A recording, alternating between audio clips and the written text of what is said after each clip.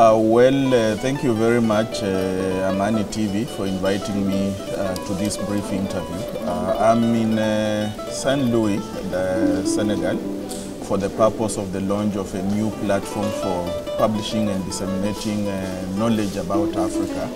The platform Global Africa has just been launched this morning at the University Gaston Berger. And CODESRIA has been on the journey of attempting to support the production of this journal. So we're really here to celebrate the achievement of the launch of the journal.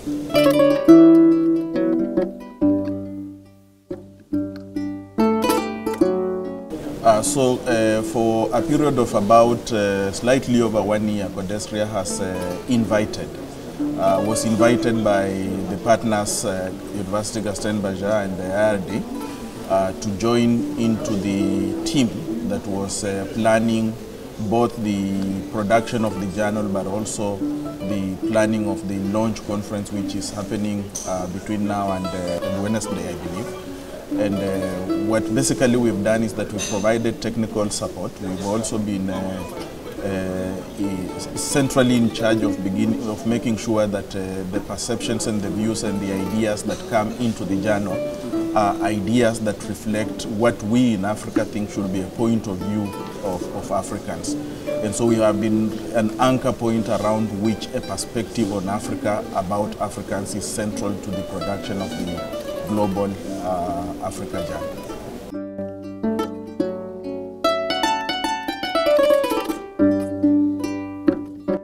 I believe that the next step is actually one of the key points that I attempted to articulate in the opening address. The desire for this journal to reflect the view of Africa, to demonstrate that Africans are contributing to that knowledge is going to be central to what kind of future the journal has. So I believe that the journal will be going into a second issue, and maybe many more issues we hope are going to be produced on the basis of this.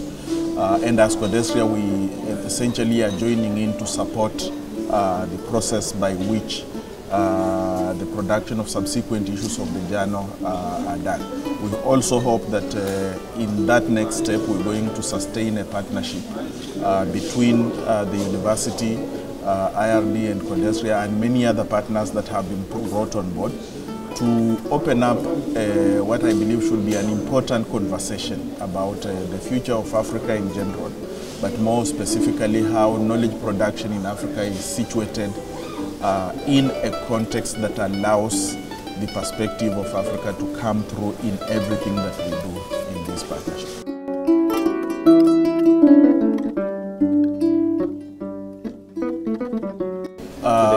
Interesting question because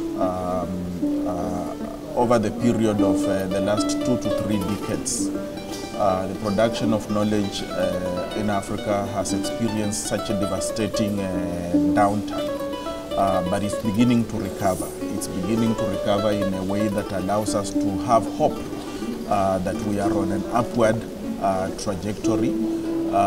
We're seeing many platforms of production of knowledge across the continent, especially in the social sciences, beginning to come up.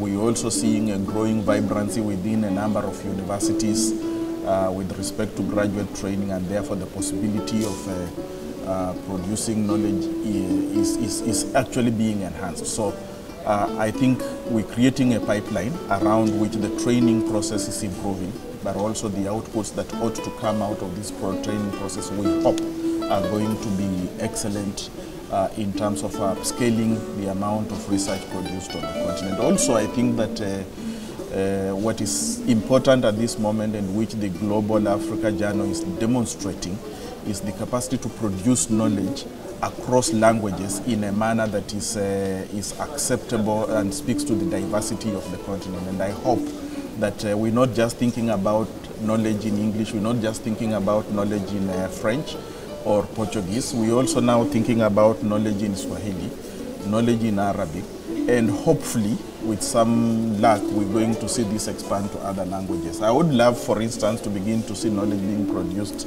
in greater amounts in Wolof, for instance, in Hausa, in Fulani, and all these other languages. I think that would be a beautiful thing to happen.